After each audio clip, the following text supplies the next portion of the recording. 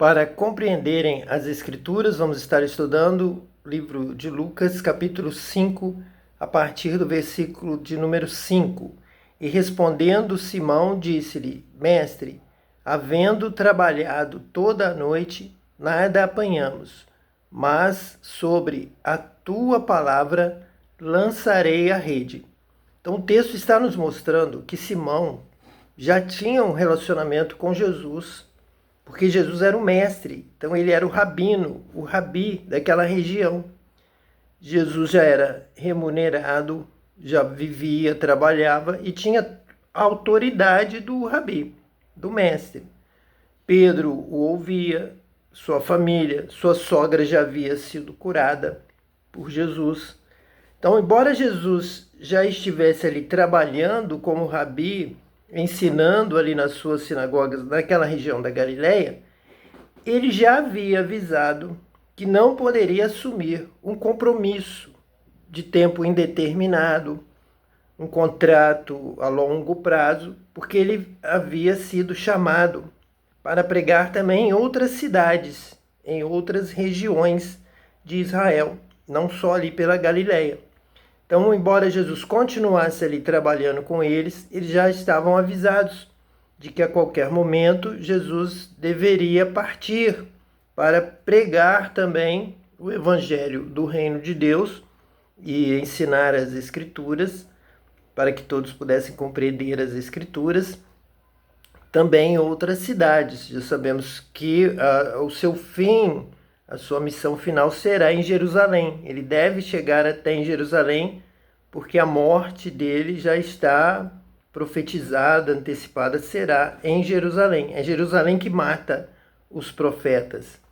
Então ele sabe que vai chegar lá no auge, no centro do poder político, econômico, filosófico, religioso, doutrinário, todo o poder romano, judaico, resquícios também do domínio grego, estão todos ali, na sede, na capital, em Jerusalém, na sede do poder, do conhecimento. Ali ele será rejeitado, desprezado e morto. E Pedro, então, obedecendo ao seu rabi da sua região, ele diz: vou lançar a rede sobre a tua palavra, já que você falou, porque com a nossa experiência de pescadores de tanto tempo, por essa experiência nós já estávamos desistindo. E fazendo assim, colheram uma grande quantidade de peixes e rompia-se-lhes a rede. Então aqui é chamado de uma pesca maravilhosa, foi uma pesca extraordinária.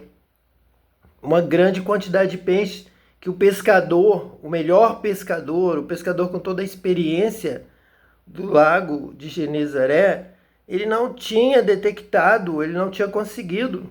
Mas sob a palavra do mestre, do rabi, as redes estavam se rompendo de tão grande quantidade de peixe. Então o versículo 7 diz assim: E fizeram sinal aos companheiros que estavam no outro barco, para que os fossem ajudar, e foram e encheram ambos os barcos, de maneira tal que quase iam a pique. Eles aqui tiveram uma nova experiência, está sendo relatado todo este relacionamento anterior como mestre, como o que ensinava as Escrituras, o que pregava a palavra de Deus, o que trabalhava ali com eles naquela função, o que ensinava nas suas sinagogas era Jesus. Mas agora, Jesus ultrapassa esse limite do rabinato, do mestre da palavra, para alguém que possuía um dom, uma visão, de tal forma que garantiria para eles o sustento, ao qual, se eles seguissem por toda a vida, eles creram que Jesus iria sempre suprir as suas necessidades. Precisavam comer, precisavam vestir, precisavam ter onde se abrigar, e Jesus ali dava um sinal de cuidado, de amparo. Vocês vão achar o caminho certo, sua necessidade será suprida.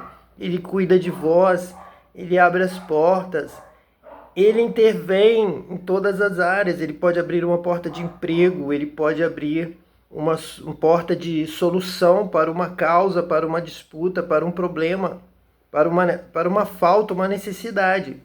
Eles ali então tiveram uma experiência milagrosa. Eles ali creram, lançaram a rede e viram a glória de Deus. O versículo 8 diz assim: e vendo isto, Simão Pedro prostrou-se aos pés de Jesus, dizendo: Senhor, ausenta-te de mim, que sou um homem pecador. Então aqui já vemos Pedro não mais o chamando apenas de mestre, rabi, professor, nosso professor da nossa comunidade. Pedro um pouco distante, Pedro lavando as redes, Jesus ensinando, Pedro precisando do alimento, Pedro não tinha conseguido nada, Pedro estava preocupado com a sua casa, com a sua esposa. Jesus havia curado a sua sogra, então Pedro tem família para sustentar. Ele está passando por uma crise, há uma dificuldade na pesca, na alimentação. Mas pelo milagre dessa pesca extraordinária, Pedro já reconhece que Jesus é mais do que apenas um professor, um mestre. Ele é o Senhor, ele tem poder. Realmente Jesus está ungido pelo Espírito Santo. O Espírito do Senhor está sobre mim, pelo que me ungiu. Há poder onde ele está, há milagre. Onde há milagre, ele pode tudo. Ele pode te salvar, pode cuidar da sua vida. Ele vai cuidar da sua família. O Senhor é o meu pastor, nada me faltará. Então ele tem essa visão. Jesus é esse Senhor. Jesus é o Messias. Jesus é o Filho de Deus. Jesus tem o poder de Deus. O Espírito do Senhor está sobre ele. Jesus, já que o Espírito do Senhor está sobre ele, Jesus é o líder do movimento, da obra de Deus, do reino de Deus nesses dias, nesse momento. Então, nós temos que nos prostrar, nós temos que nos render a ele. No primeiro momento, Pedro reconhece que ele está afastado, ele não estava ouvindo direito Jesus, estava lavando as redes enquanto Jesus ensinava. Então ele não se acha digno de ter alguém com tal poder, com tal visão celestial, poder celestial para realmente dirigir as coisas na terra. Nós estudamos Daniel e vimos lá a palavra dizendo que os céus dominam sobre a terra, sempre. Desde a criação, os céus dominam sobre a terra. E Jesus vem do céu. Jesus tem o poder do Espírito de Deus. Jesus tem o poder do alto.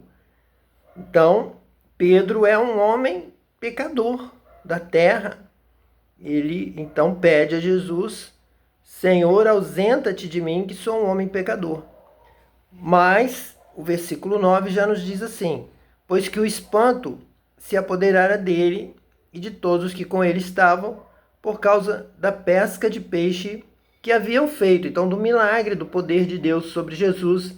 E Pedro, com o seu estilo de vida, com a sua forma um pouco desinteressada nas coisas do Espírito, o seu trabalho diário, a sua visão de mundo, ele se considerava totalmente pecador, totalmente separado dessa visão celestial. E o espanto se apoderara dele de todos os que com ele estavam. Quem estava com ele? Diz o versículo 10. E de igual modo também de Tiago e João, filho de Zebedeu, que eram companheiros de Simão, então do segundo barco.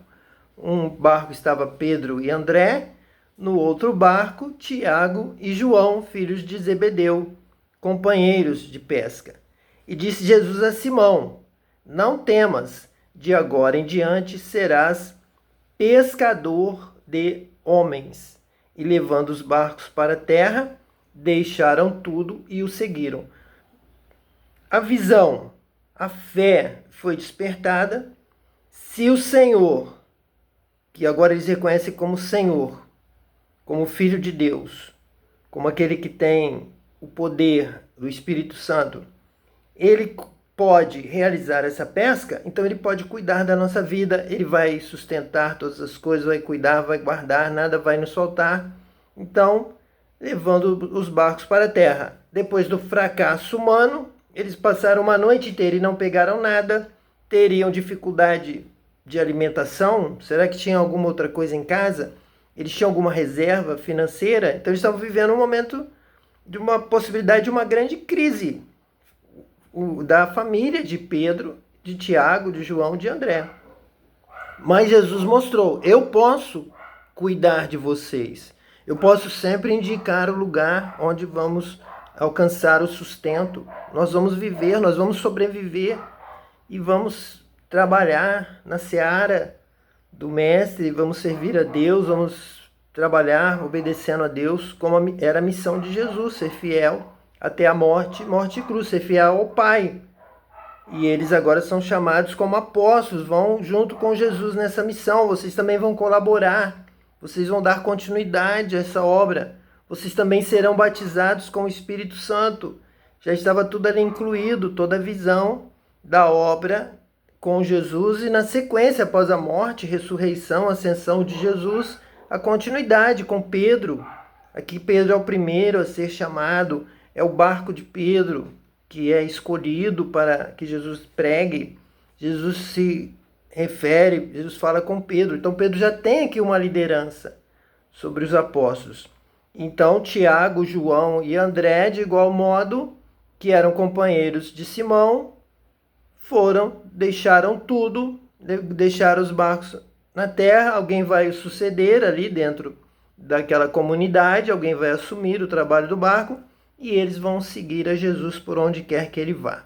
Que Deus também te abençoe, que você também ouça a voz de Jesus, o siga e seja batizado com o Espírito Santo para também realizar a obra de Deus, a vontade de Deus aqui na terra, sendo abençoado e sendo um abençoador, sendo salvo e também levando a palavra de salvação por toda a terra, o que só é possível com o batismo, com o Espírito Santo, com o poder do alto revestindo a sua vida para que você tenha compreensão da palavra, fé, propósito de obedecê-la e venha o poder de Deus para te mover a obedecer, a praticar e a falar, a pregar, movendo na sua mente, no seu coração, todo o seu ser, te capacitando para pregar o Evangelho em todo o mundo. Que Deus te abençoe hoje e eternamente. Em nome de Jesus, o Messias. Amém.